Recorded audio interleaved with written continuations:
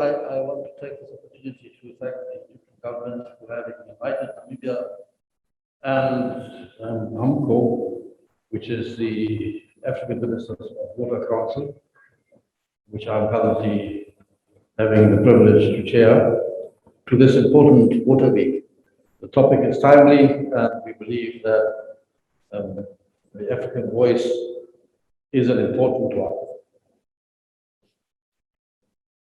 Although Africa has made progress in some areas, almost all African countries are currently far off track with the SDGs 6.1 and 6.2.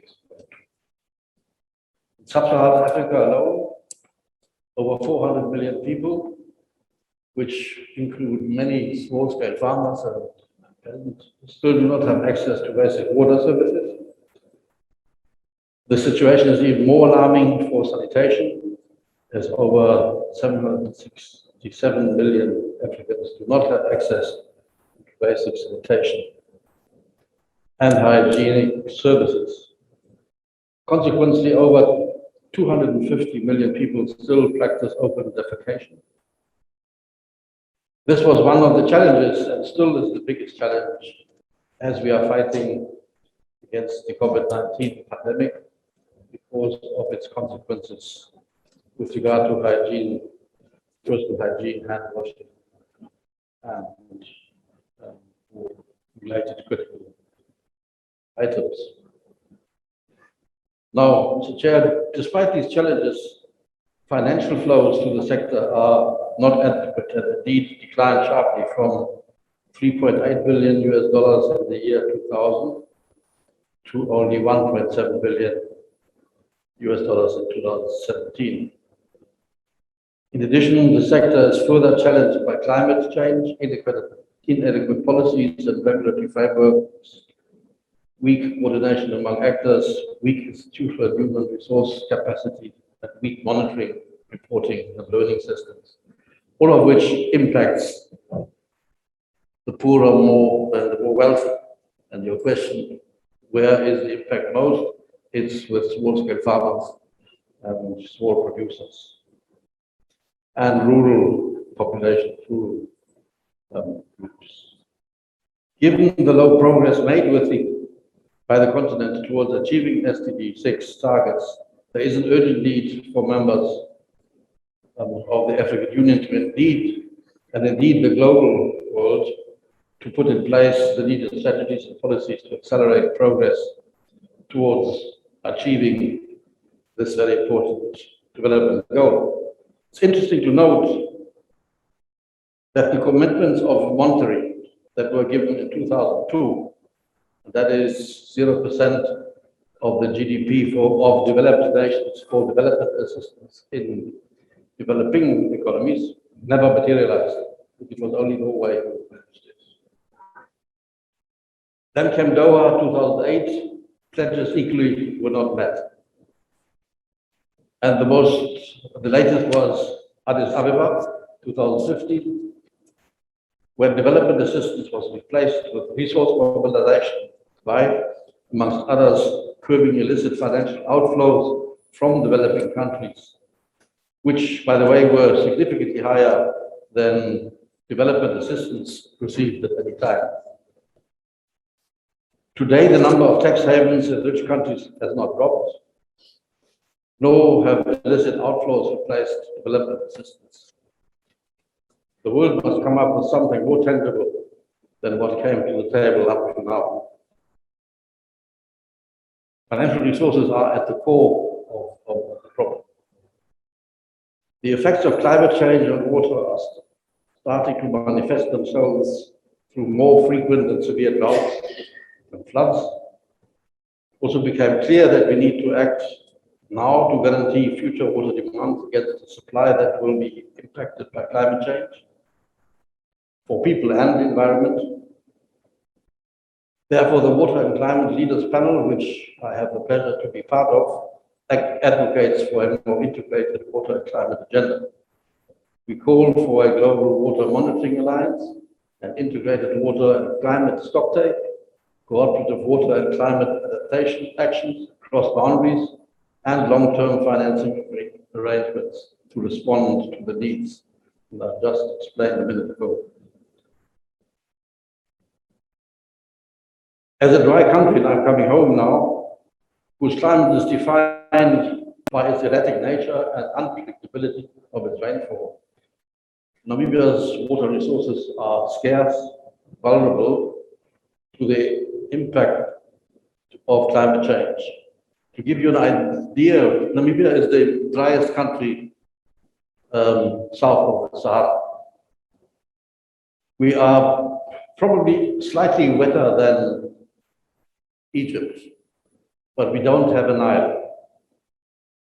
We have no perennial river flowing through our country. All our perennial rivers are bordering rivers, and that is an important topic I want to come to just now. We have therefore recognized that water is key to socio-economic development. Namibia is cognizant of that cooperation between riparian countries in the development of shared water assets could significantly contribute towards mutual benefit, peace, security, and prosperity of her people. In fact, not only of her people, but of all the people that share these water resources.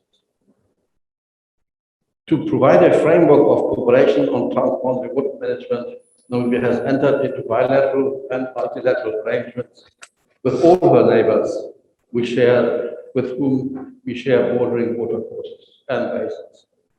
The objectives are to ensure long-term sustainability, use of the water, and to protect biodiversity and improve livelihoods. Namibia's water sector is highly impacted by climate variability and change. Recent droughts, we believe, are the first signs that climate change is indeed happening in our part of the world. We have experienced prolonged droughts, the worst of record in the last 100 years, time measured, which of course puts pressure on both surface water supply and groundwater resources. About 70% of our population lives in rural areas, far from development centers. To your question, small-scale farmers are the most affected here. It's expected that by 2022, Namibia has sustainable production and consumption of water resources, resulting in improved access. We target to, in urban areas, meet the 100% target, and in rural population, 70%. Ensuring access to potable water by all people requires construction of water supply infrastructure, even in remote areas where people have settled. Service provision in these areas is a challenge, and I'm back to financial implications. To share as a region, that is the SADC region, we have successfully developed the revised protocol on shared water courses for SADC. This is a protocol which obliges member countries to cooperate in all matters relating to planned water resource management and utilization. Such multilateral protocols are crucial in our opinion, since they are important international instruments with binding elements that oblige sovereigns to cooperate in the field of water resource management, utilizing, and a more equitable manner of sharing these valuable resources. They also could significantly contribute to conflict mitigation and peace because they oblige cooperation. At continental level, the establishment of the African Ministers of Water Council, AMCOW, which is now fully incorporated in the AU as an institution, has a similar set of objectives which aim at sustainable water resource utilization, but also as an institution which promotes equity and prevents conflict through cooperation.